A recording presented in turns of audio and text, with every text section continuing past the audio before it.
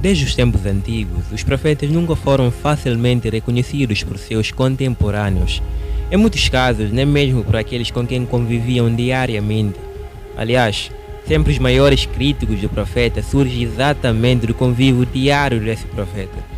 Olá pessoal, sejam muito bem-vindos ao canal O Último Elias. Neste vídeo nós vamos dar continuidade à análise daquelas questões polêmicas levantadas pelos críticos contra Ellen White. Coitada de Ellen White. Desde agora convido você a segurar aquele gostei para dar no final do vídeo, porque tenho certeza que você vai gostar deste conteúdo. Bem, como eu disse no começo, aliás, como Cristo diz, nenhum profeta é bem visto pelos seus concidadãos. Aliás, se você imagina que até Cristo, que nunca pecou, contudo recebeu várias críticas contra o seu ministério, agora imagina uma menina do século XIX, que mal foi para a escola e com todos os defeitos que o ser humano pode adquirir. Desde o começo do seu ministério, Ellen Gold White foi duramente criticada sob vários aspectos. Ela foi chamada de louca, débil mental, mentirosa, demoníaca, inspirada por Satanás e muitas outras coisas que poderia citar. E até hoje ela ainda recebe pancadas do criticismo de todos os lados, pessoas e lugares. Mas talvez os críticos atuais estejam fazendo o que fazem com toda sinceridade, o que eu sinceramente duvido, uma vez que não conviveram com Ellen White, no máximo tenham lido uns 3 ou 4 livros dela e se tornaram especialistas em Ellen Gold White. Coitada dela. Mas a maioria dos críticos que conviveram com Ellen e a conheciam por perto e mesmo assim vieram a se tornar críticos seus, nos momentos finais de suas vidas, confessaram que Ellen foi uma pessoa muito piedosa, humilde e espiritual, e admitiram que ela era de fato uma mulher de Deus. Muitos se tornaram críticos dela não por terem encontrado incoerências no ministério profético de Ellen White, mas por meros desentendimentos com a liderança da igreja. E hoje não é diferente. Não há nada novo onde o sol não haja posto antes. Ela tem sido associada com Joseph Smith, considerado profeta pelos Mormons, e segundo muitos, ela teria copiado as supostas revelações de Joseph Smith. Ou pior, teria sido inspirada pelo mesmo espírito que inspirou Joseph. Bem, nós vamos ver isso à luz da Bíblia. Só porque existem similaridades entre os escritos de um profeta de Deus e outra pessoa, não um profeta, que tenha vivido antes dele, não torna esse profeta falso ou demoníaco. Veja alguns exemplos da Bíblia. Com certeza você já leu em sua Bíblia a expressão aquele que era, que é e que há de vir. Sim, no livro do Apocalipse, João escreveu esta frase: aquele que era, que é e que há de vir. E segundo João, essas palavras teriam vindo da boca do próprio Cristo. Ou seja, não foi uma inspiração traduzida pelas palavras de João. Foi uma palavra diretamente da boca de Cristo. Agora, Pausanias, escritor grego, escreveu a mesma coisa a respeito de Zeus, deus da mitologia grega. Ele expressava uma ideia muito anterior a João. Vamos dizer que foi Zeus quem apareceu para João na ilha de Patmos? Não, talvez João tenha plagiado esse escritor.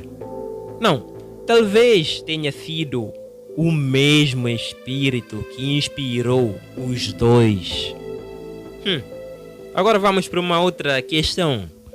Muitos sacerdotes das religiões pagãs afirmavam e esperavam a vinda de um rei ou dos grandes reis na Judeia. Ora, será que o mesmo Espírito inspirou um e o outro profeta a escrever sobre Cristo ou a profetizar a vinda de Cristo? Veja que esses pagãos não eram judeus e não sabiam nem acreditavam na religião judaica. Veja o que escreveu Tácito a respeito deste assunto. Muitos estavam persuadidos de que constam das escrituras antigas dos sacerdotes que por esse tempo o poder do Oriente subiria e da Judeia viriam os dominadores do mundo. Suetônio também escreveu exatamente a mesma coisa. Olha o que ele disse.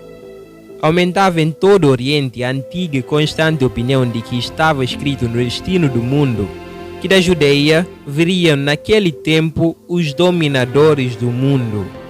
Agora, se esses sacerdotes pagãos esperavam o aparecimento de um Messias da sua religião, com certeza tenham sido inspirados pelo mesmo Espírito que inspirou os profetas bíblicos.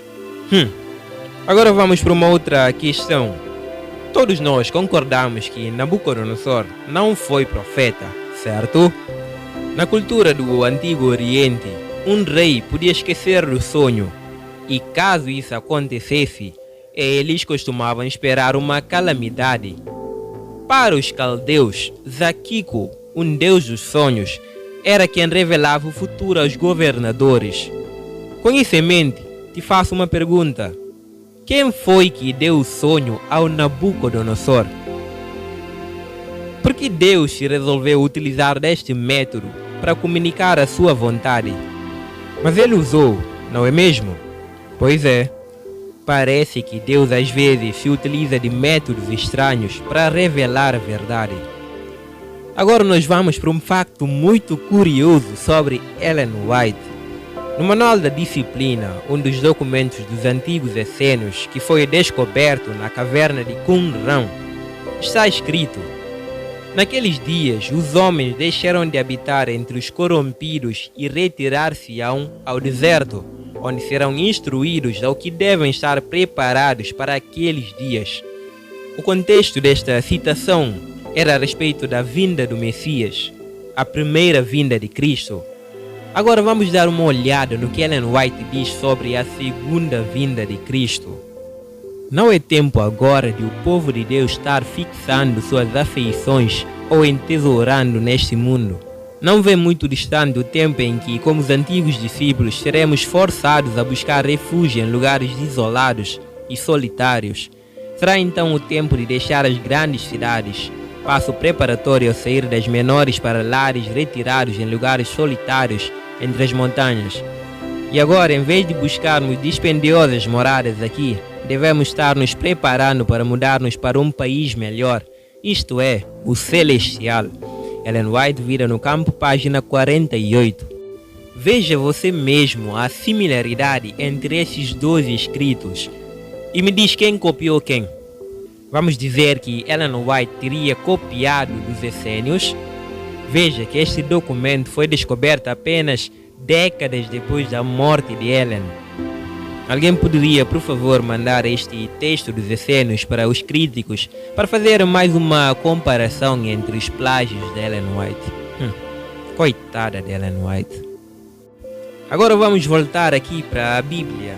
Preste atenção na seguinte descrição. Era uma vez um profeta que teve uma visão. Em sua visão, ele viu uma mulher adornada, montada sobre uma besta. E ela dá seu vinho às pessoas com quem ela estava, e se prostituíram com ela.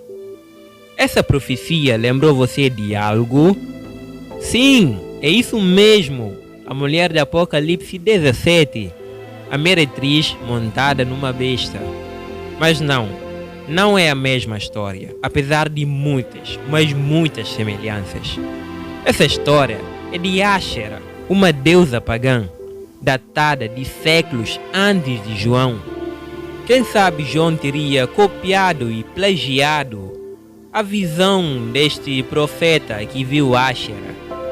Ou quem sabe tenha sido o mesmo Espírito que inspirou os dois. Mais uma. Um profeta viu em uma visão uma mulher montada numa besta de 2 chifres que vinha do mar. Pois é, Apocalipse 13 e uma pitadinha do capítulo 17. Esta é a lenda da Europa, a deusa Europa. Por que Deus se resolveu comunicar desta forma? Porque ele se utiliza de lendas, mitologias e falsas profecias para revelar uma verdade. Nós não sabemos a resposta, mas uma coisa sabemos: A revelação de Deus se aproxima desses mitos e profecias apenas na descrição dos eventos, mas no campo teológico, ela se afasta deles. Quando comparas os escritos de Ellen White com os escritos dos outros candidatos ao profetismo, podes até encontrar semelhanças em algumas narrativas, mas a teologia é bastante diferente. A visão de Apocalipse 13 e 17 e outras não significa que João cria em politeísmo ou nas mitologias fenícias e gregas. Havia muitos povos e religiões que esperavam um Messias rei que governava o mundo, mas o cristianismo se difere deles não no personagem, mas na teologia deste personagem. Ellen White não acreditava na vida após a morte. Os mormons acreditam. Ellen sempre condenou a poligamia. O profeta dos mormons era polígamo e defendia isto. Ellen White era sabatista, os mormons não. Enfim, as diferenças teológicas são enormes. Agora, saber por que Deus resolveu se comunicar como comunicou, não sabemos. Eu, particularmente, gostaria que isso não tivesse acontecido. Muitos críticos hoje acusam o cristianismo de plagiar os contos pagãos nas suas histórias e profecias. Da mesma forma, Ellen White também é criticada por suas descrições e profecias conterem similaridades com dos outros supostos profetas. Só Deus sabe, mas uma coisa é certa, o critério é seguro. Pelos seus frutos os conhecereis. Quais são os frutos deixados por essas mitologias? Quais são os frutos deixados pela Bíblia? Quais são os frutos deixados por estes supostos profetas? E quais são os frutos deixados por Ellen Gold White?